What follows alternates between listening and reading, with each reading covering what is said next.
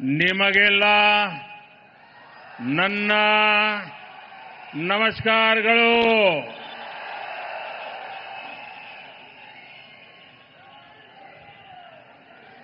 मैं कर्नाटका में बहुत बार आया हूं और कभी-कभी समय अभाव से एयरपोर्ट पर ही इस प्रकार से छोटा कार्यक्रम करके आगे निकल जाता था. एयरपोर्ट पर भी कई बार कार्यक्रम किए हैं, लेकिन इतना बड़ा कार्यक्रम एयरपोर्ट पर ये पहली बार हुआ है. और मैं देख रहा हूं आज बेंगलुरु की धरती से केसरिया सूरज उगा है.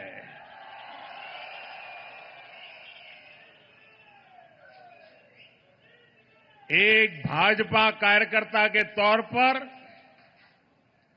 मैं जानता हूं कि भाजपा का कार्यकर्ता ही इतनी सुबह संगठित होकर किसी कार्यक्रम में पहुंच सकता है.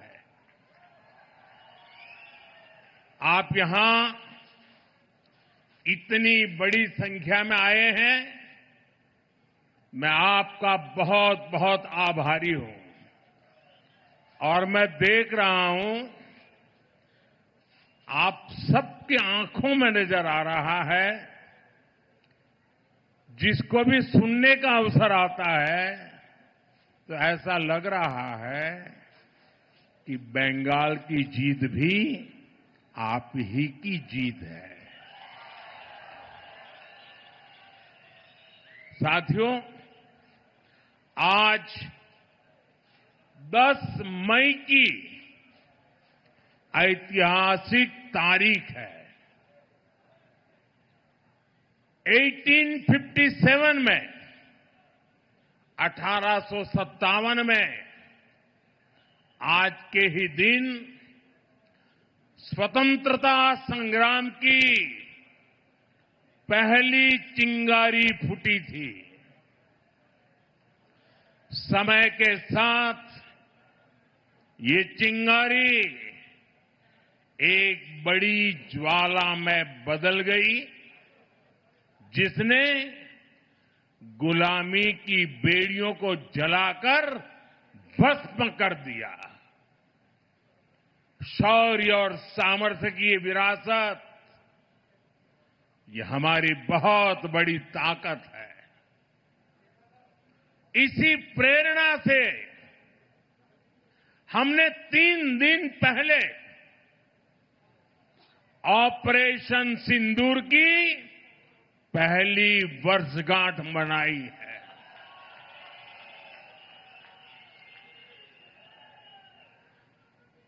और कल सुबह 11 तारीख को मैं गुजरात के सोमनाथ में रहूंगा.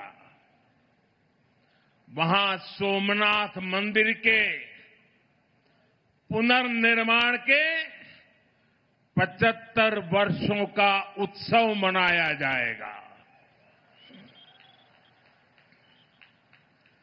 आत्मनिर्भर भारत के लिए,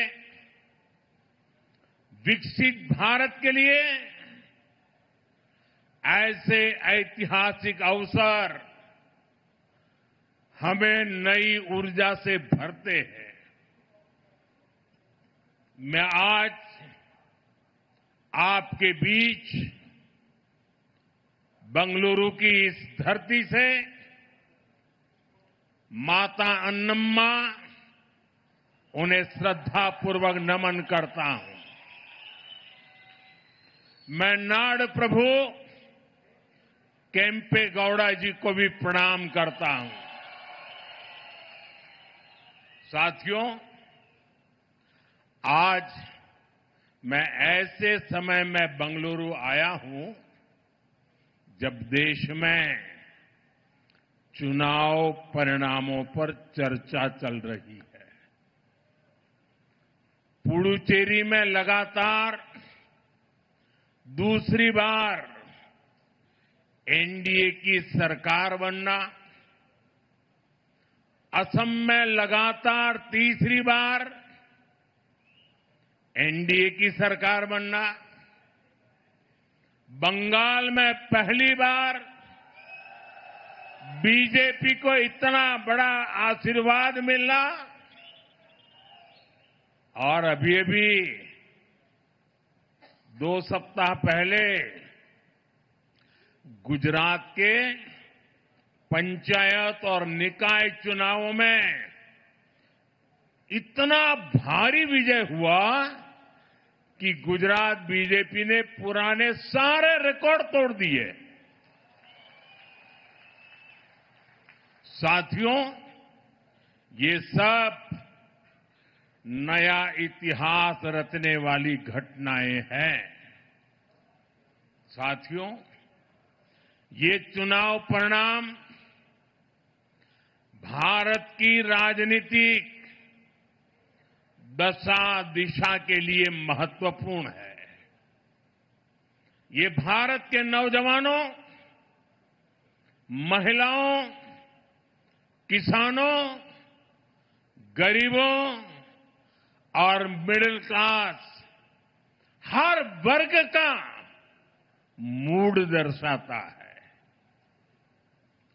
इन परिणामों का एक बहुत बड़ा मैसेज ये भी है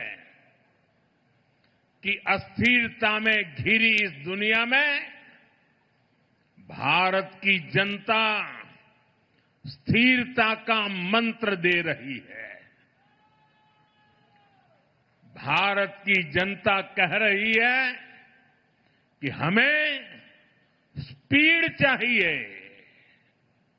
हमें स्कैम नहीं, सॉल्यूशंस चाहिए, हमें राष्ट्र नीति वाली राजनीति चाहिए। साथियों, आज पूरा का पूरा देश भाजपा की राष्ट्र नीति के साथ कदम से कदम मिलाकर चल रहा है और कर्नाटका तो हमेशा से ही बीजेपी के लिए ऊर्जा का केंद्र रहा है। जब बीजेपी उतनी बड़ी पार्टी नहीं थी, तब भी कर्नाटका ने बीजेपी को एक बड़ी शक्ति बनाया था। आज आंध्रा में एनडीए सरकार है।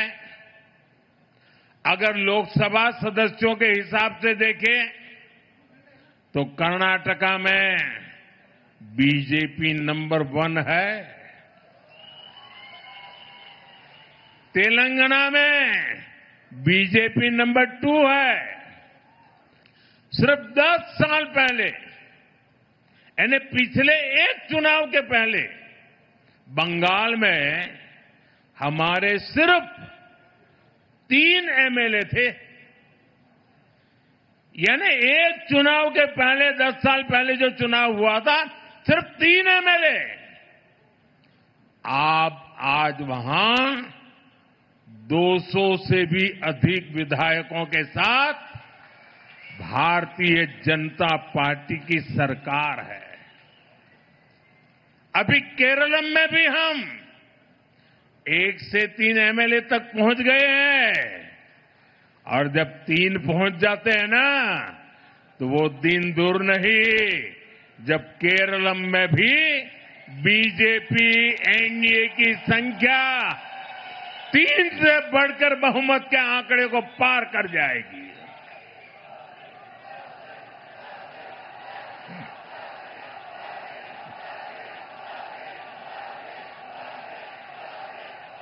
साथियों, हम 12 साल से केंद्र में हैं। देश के 21 से ज्यादा प्रदेशों में बीजेपी एनडीए की सरकारें हैं। और हम राज्य के विकास से देश के विकास का मंत्र लेकर काम कर रहे हैं।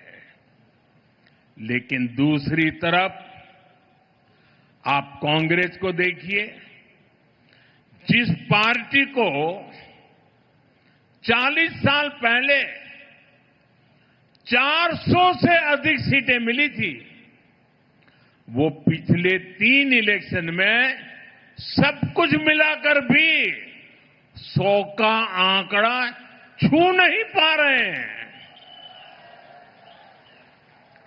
लेकिन कांग्रेस और उसके साथियों का अहंकार इतना अधिक है कि अपनी पराजय के लिए भी वो पूरी दुनिया को दोष दे रहे हैं। संविधान, लोकतंत्र, संवैधानिक प्रक्रियाएं, कोर्ट, इनके प्रति भी घृणा मेरे सार्वजनिक जीवन में मैंने कभी भी किसी भी मेन स्ट्रीम पॉलिटिकल पार्टी को ऐसा करते हुए नहीं देखा था। वो इतनी निराशा की गर्त में डूबे हुए हैं कि गाली गलौज के सिवाय, बद्दी भाषा का प्रयोग करने के सिवाय अब उनके पास कोई एजेंडा नहीं बचा है। साथियों, बीजेपी की सरकारों के लिए लोक कल्याण सर्वोपरि है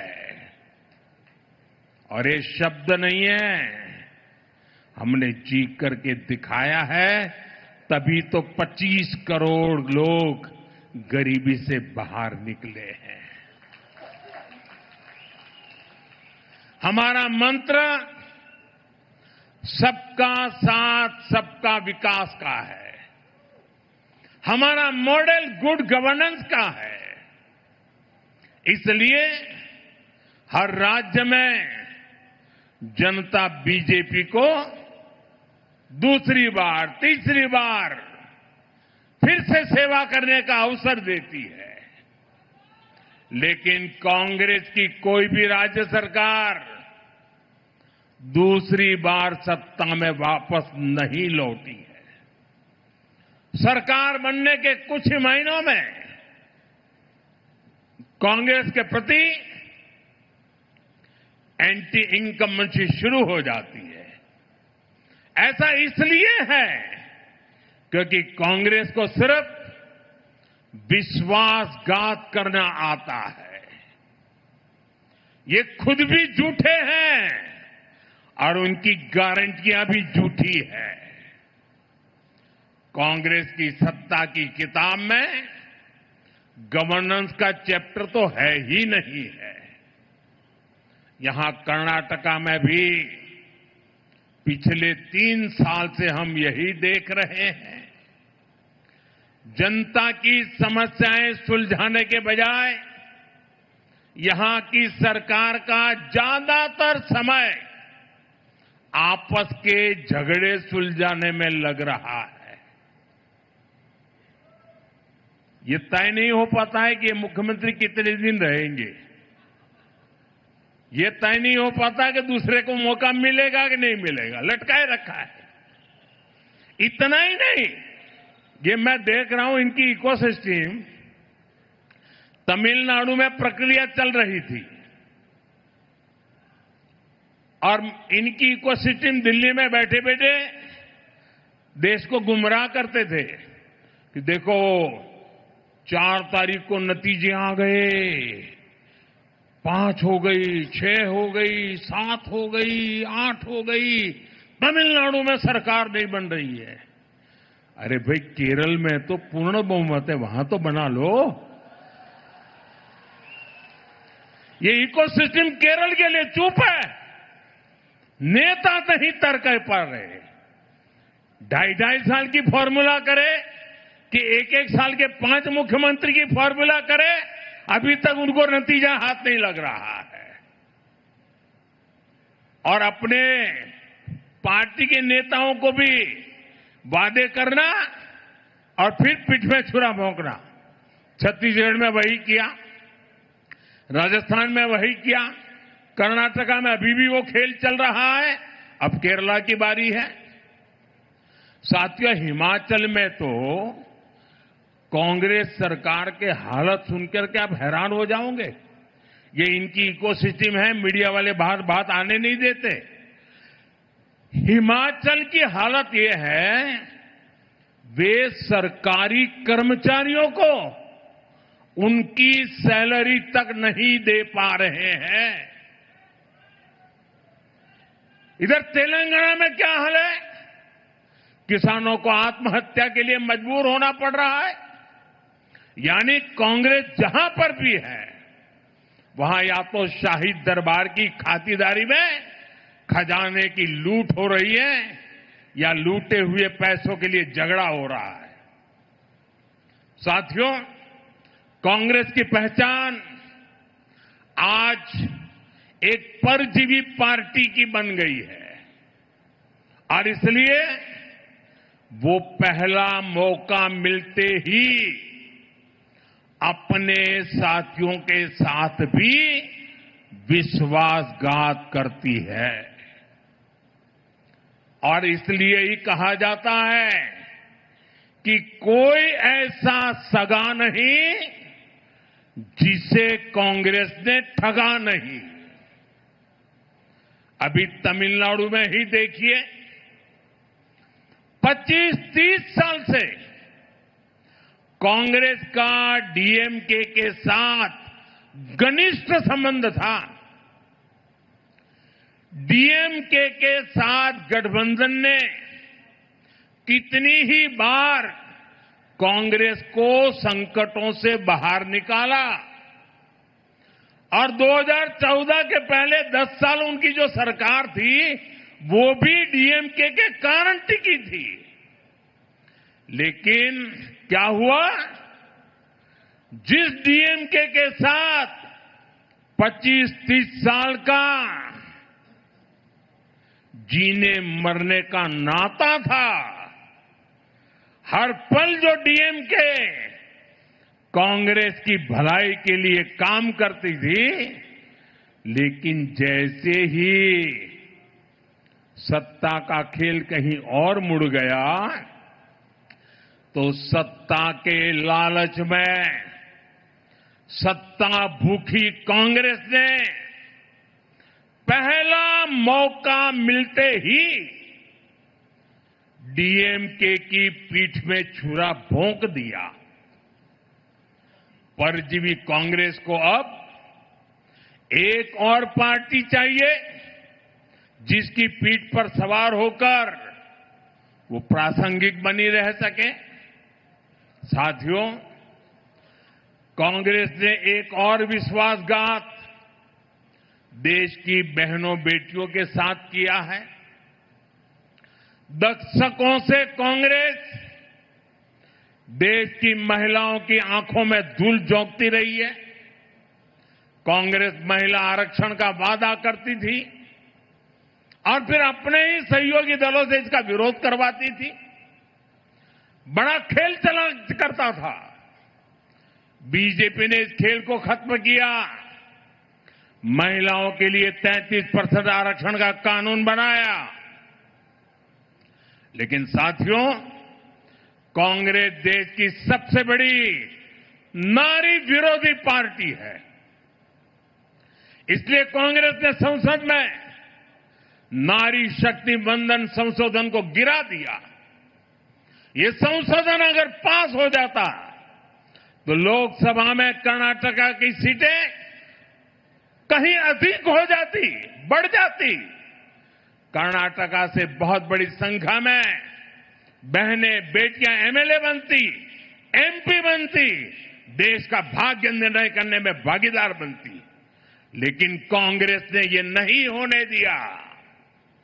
देश की नारी, कर्नाटका की महिलाएं कांग्रेस को इस पाप के लिए कभी माफ नहीं करेगी। साथियों, आज देश विकसित भारत के संकल्प की सिद्धि से जुटा है। इस मंत्र को लेकर के चल पड़ा है और इस संकल्प की सिद्धि में कर्नाटका की बहुत बड़ी भूमिका है। इसलिए ये जरूरी है कि कर्नाटका में ईज ऑफ लिविंग और ईज ऑफ डूइंग बिजनेस दोनों बेहतर हो। मैं कर्नाटका के हर परिवारजन को भरोसा दिलाता हूं कि बीजेपी एनडीए सरकार अपनी तरफ से हर प्रयास कर रही है। साथियों, बीजेपी के लिए देश का हित, देश के लोगों का हित, ये हमारे लिए सर्वोपरि है। आप देख रहे हैं कि इस समय वैश्विक स्तर पर किस तरह की चुनौतियां हैं। वेस्ट एशिया में संकट की स्थितियां लगातार बनी हुई है। युद्ध के इस माहौल का बहुत नकारात्मक असर पूरे विश्व पर पड़ा है और भारत भी इससे प्रभावित हो रहा है। हमारे नार प्रभु केम्पेगौड़ा जी कर्तव्य पालन की मिसाल रहे हैं। उनकी धरती से मैं आज देश के लोगों से भी एक आग्रह करना चाहता हूं। देश के बढ़ते हुए सामर्थ्य में हमें अपना संयम भी बढ़ाना होगा। हमें मिलकर संसाधनों को बचाना होगा। देश के हितों की रक्षा करनी होगी। जिस तरह कोरोना काल में हमने संकटों का मिलकर सामना किया था, वैसे ही देशभक्ति की भावना से हमें फिर एक बार भारत को इन वैश्विक संकटों से निकालने के लिए एक साथ खड़ा होना ही होगा। अपने अपने कर्तव्यों पर बल देना होगा। मुझे विश्वास है ऐसा करके हम हर चुनौती का सामना कर पाएंगे। एक बार फिर यहां इतनी बड़ी संख्या में आने के लिए और सुबह सुबह आने के लिए और ये केसरिया सूरज उगाने के लिए मैं आपका बहुत बहुत आभारी हूं। यहां कुछ बच्चे बढ़िया बढ़िया चित्र बना के ले आए हैं। जरा हमारे एसपी जी के लोग ये चित्र ले लें इन बच्चों से। अगर आपका एड्रेस लिखा होगा तो मैं चिट्ठी लिखूंगा आपको। बहुत बहुत धन्यवाद बेटा। देखिए इधर भी कोई चित्र लेकर के भाग रहा है, ले लो भाई।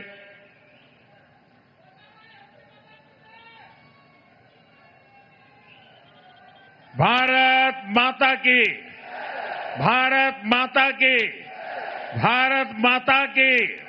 धन्यवाद।